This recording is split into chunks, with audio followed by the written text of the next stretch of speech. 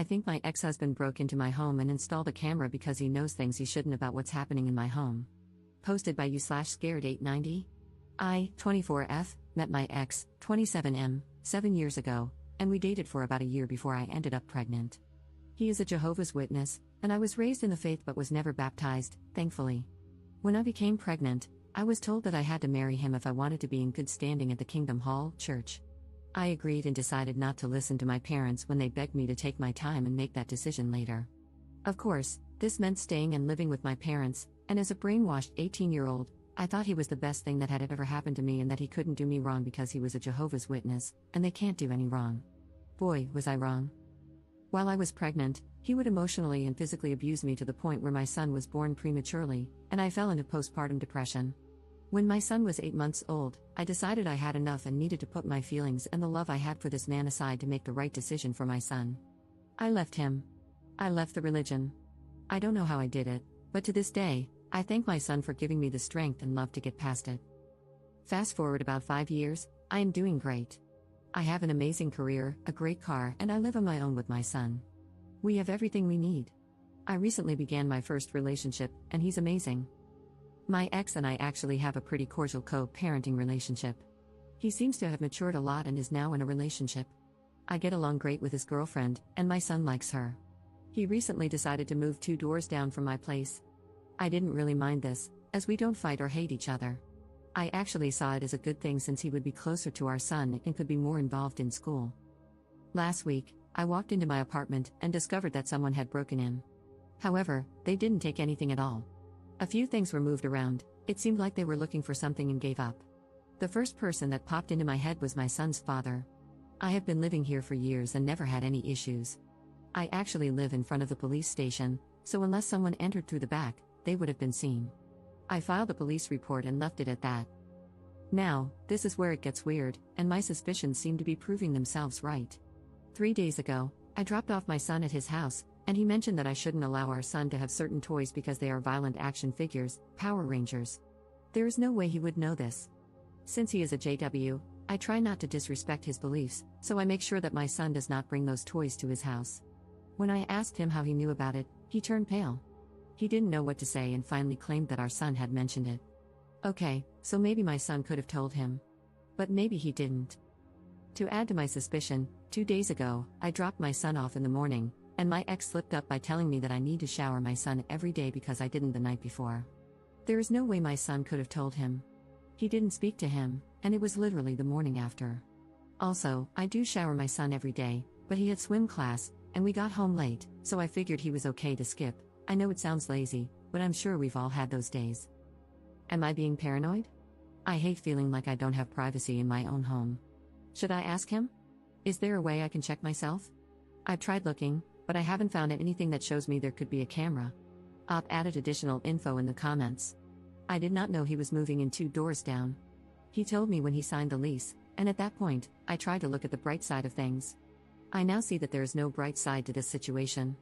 I hate the feeling of walking out my door and knowing he can see what time I am home and what time I leave just by checking if my car is in the driveway. I agree that the religion he is teaching my son is not good in any way, but there's not much the law will do besides granting me full rights to his medical decisions, which I have. When he is with his dad, he goes to his church, but when he is with me, he knows we don't do any of that. Once my son reaches a certain age, he will be able to make the right decision, and I will always steer him in the right direction, encouraging him to ask questions and do his research first, then come to a conclusion. We have shared custody, but I make the medical decisions. I tried taking full custody, but unfortunately, I lost the case. The abuse is documented. I lifted the restraining order 2 years after we divorced. We used to do pickups and drop-offs at the police station, and after 2 years, I had to take the next step in trusting that the past was just that. I did not want my son asking me why he gets dropped off in a police station parking lot. I did see a therapist, mostly for the way the religion had a hold on me. I was also suffering from postpartum depression, so a whole lot of things were discussed. I don't think I was ever able to fully recover. It was so bad that my mind physiologically blocked my memories of those years, which is something my therapist warned me about. Although it's good that I don't recall certain things, it also makes me vulnerable, just like it did in this situation. Certain things definitely trigger it, like specific songs or going back to that town. I should also mention that my son's father was diagnosed with bipolar disorder. I would not be shocked if there is a camera in my apartment. I am gathering all the advice from this thread and will have to tactfully make a plan to search for it without making it obvious. Commenter. I'm a former JW2. Do you think it's possible that he's trying to figure out if you're sleeping with your boyfriend, so that your ex would then be biblically free to remarry? Ops response. We are already divorced.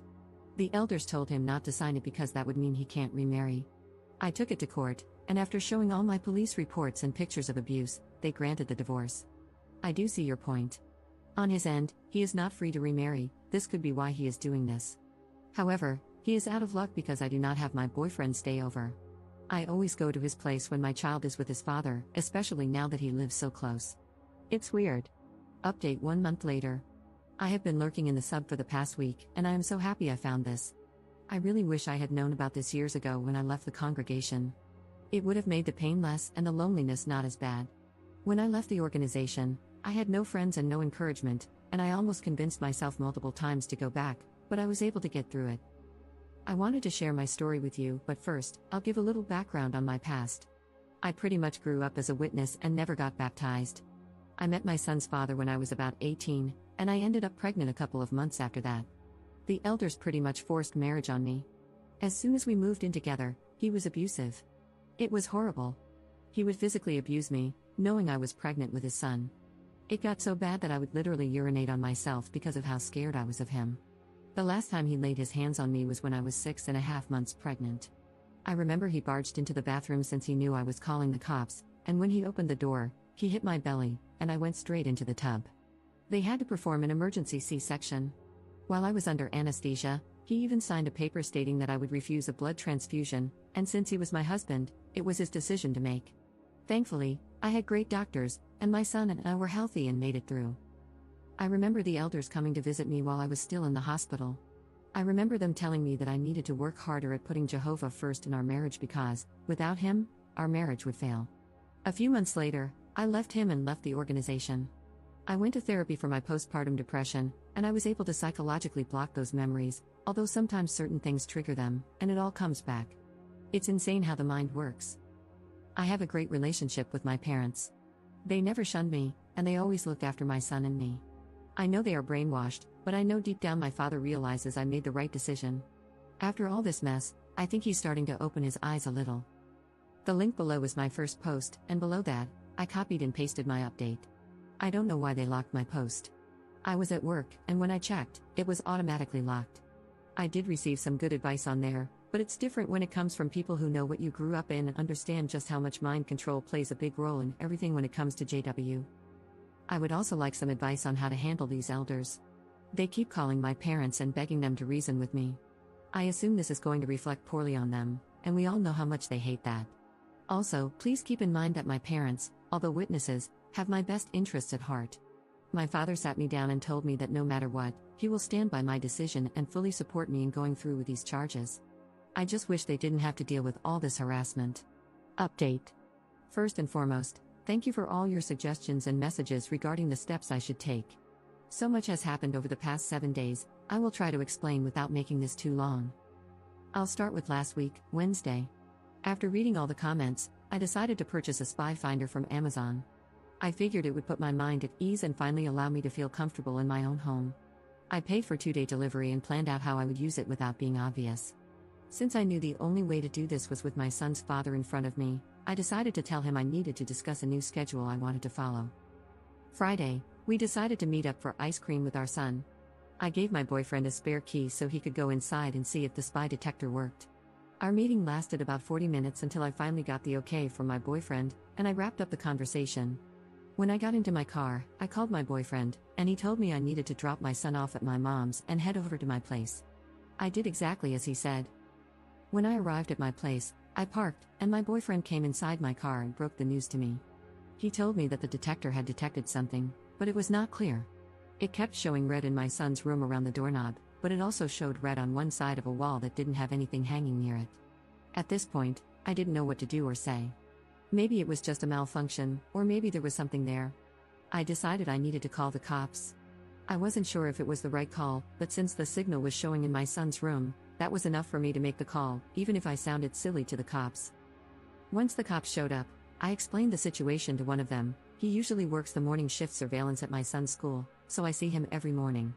He was very understanding and told me he was calling in a tech who had the necessary equipment, as not all cops carry it. At this point, I still didn't tell the cops that I suspected my son's father. I figured I would mention it once it was confirmed. 10 minutes later, my son's dad walked up my driveway and asked if I was okay. I said yes, and that's when the cop approached. I think he saw how uncomfortable I was, and told him that only residents were allowed to be there. He told the cop that he was my son's father, and the cop started asking if he was from the area. As soon as he mentioned that he had recently moved 2 houses down, the cop asked him to leave since he was not a resident. Once he was off the property, the cop started asking me more questions about my son's father, and that's when I went into full detail. After our conversation, he told me there was a high chance that my ex could have placed a camera in my son's room. Once the tech arrived, he scanned the room, and we were told to wait outside. About 30 minutes later, he asked me to come in while my boyfriend stayed behind. He proceeded to tell me that there was indeed a camera in my son's room. They found a tiny camera hidden inside the doorknob. If you're not familiar, my doorknob's locked from the inside, but on the opposite side, there's a small hole where you usually need a flathead screwdriver or a similar key to unlock it. He explained that whoever installed the camera replaced the original doorknobs with 2 identical ones, meaning the door no longer had a lock. I never realized this. It was such a small detail that I had completely overlooked. I never locked my son's room, so it wasn't something I would have noticed. I broke down. I didn't know what to say or think. The tech told me the camera was linked through Bluetooth/Wi-Fi. Unfortunately, the signal was cut off, but he was working on getting some codes to determine where it had been transmitting from. Once they confirmed it, I was given an address, and of course, it traced back to my ex's home.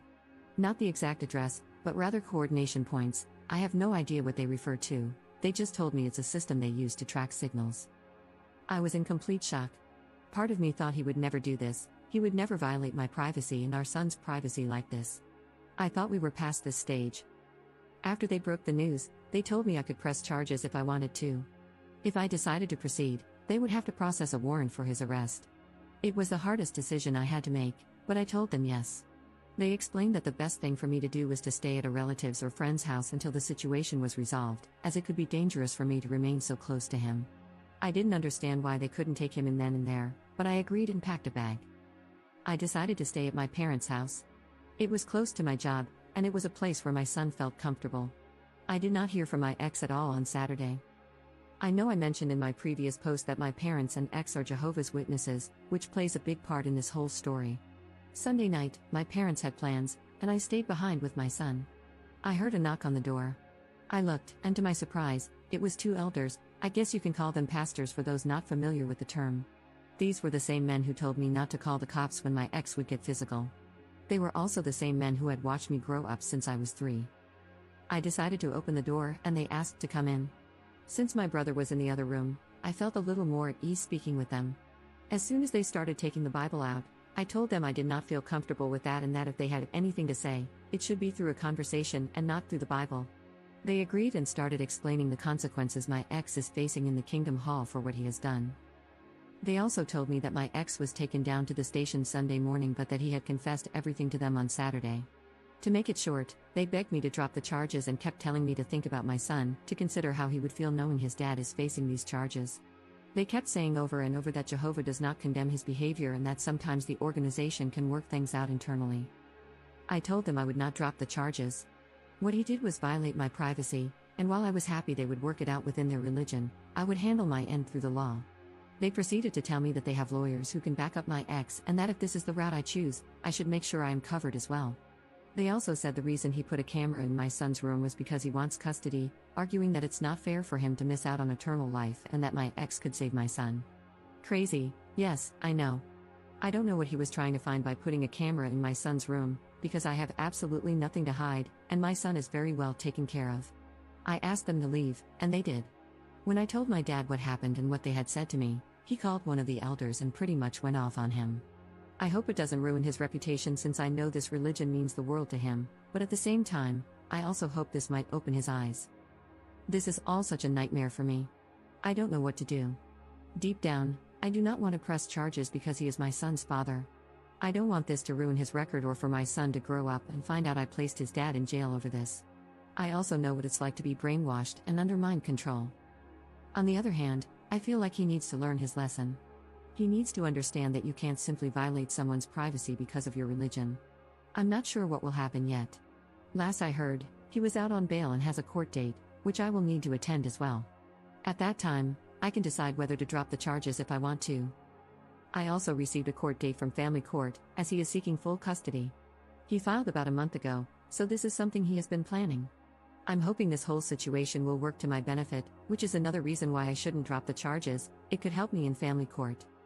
For now, that's all that has happened. I don't know what steps to take from here, and I'm just taking it day by day. I have found a new place, and after talking to my landlord, he is letting me break the lease. I hate that I have to move. I love my apartment, and now I'll be moving to a much smaller place for more money. I wish I didn't have to move, but there isn't much else I can do. Commenter. Do not drop any charges. My reasoning, besides all the religious BS, your ex is not rational and is already physically abusive. This is a bad combination. In my experience, he will never get better without therapy or medication, and most likely, issues will arise where he won't follow through with treatment even if he starts. What are the charges against your ex? Has the DA's office stopped any further investigation? Have you had an opportunity to speak with the investigators on your case? Have they hinted at any other concerns about him? Law enforcement can be very effective in uncovering things through intimidation. However, they will not want to be jerked around and expend effort if they sense you won't follow through. They may intimidate you a little to test your resolve. Hold fast to your decision. All the data he was gathering about you to possibly further his custody case has been made null and void and is inadmissible because it was obtained through a criminal act. It will not be allowed to be presented. His illegal actions will also be used against him. All of that goes away if you don't press charges. If you have not contacted a local agency concerning spousal abuse, regardless of your marital status, they will help you or direct you to assistance. They have experience in this and will guide you to the best course of action while also providing support. Regarding the elders who visited, regardless of what we think about the organization, that wasn't protocol. If you want that nonsense to stop immediately, contact or have someone contact a sharp elder from another congregation, etc., if that's what you want. These things that are happening to you are not unique to the organization. They happen everywhere, frequently. Because of that, there are many resources available. Please make use of them. I hope you remain safe and that everything works out for the best. Ops response. I actually went to the court today to file a restraining order, and they gave me a temporary one until the court date, where the judge will decide whether to make it permanent. I also went to the station to ask for more information about what was going on. They couldn't tell me much besides the fact that even if I drop the charges, the state is also pressing charges. Apparently, they take this matter very seriously since it happened in a child's room. They told me that someone would be in contact with me, but I should get a lawyer, as it's not recommended to handle this alone due to the many complexities I might not understand or that may require professional advice. I asked them what they did with the evidence, and they told me they have it and cannot release it to anyone since it is now in municipal custody. I am looking into lawyers and have scheduled a few consultations for tomorrow. My court date for custody is at the end of November, so I am hoping the other court date for the camera issue is scheduled before that, so I can have more evidence to prove that he is not suitable for custody. However, I feel that just having those charges pending and him being out on bail should be enough for the judge to grant me full custody, which I am now seeking. We currently have shared custody, but after this, I want full custody. Commenter. This sounds like really strange behavior from the elders, almost like they have a vested interest in having the charges dropped. Now why might that be? If your ex is going for full custody, he would have sought the assistance of the elders. Maybe the elders suggested he put in a spy camera, or maybe they knew someone who had expertise in this. If the charges aren't dropped, the facts might come out. I don't know if you are aware, but the organization has a printed guide for JWs involved in custody cases. If the elders are calling your parents, get them to ask the elders whether your ex had specifically admitted to breaking in and installing the spy cam, and if it was anyone else involved. When the elders told you that he would be dealt with in the congregation, did they spell out what they would do? Do not drop any charges, especially for the sake of your son. Ops response. One of the elders is actually my ex's uncle, which makes it a conflict of interest. Although he was part of the committee when I was pregnant and they took away the privileges I had as an unbaptized publisher, if that's the term. Sorry, I went to a Spanish hall and do not know some of the English terms. It seems so weird to me just how much they are pushing and harassing my family. It's almost as if something else is happening that they are afraid of. They told me that they are still going through their process, but that this could lead to him being reprimanded. What's the term for when you're not shunned but are pointed out as bad association? Is it censured? Not sure, but he won't get shunned, just a slap on the wrist.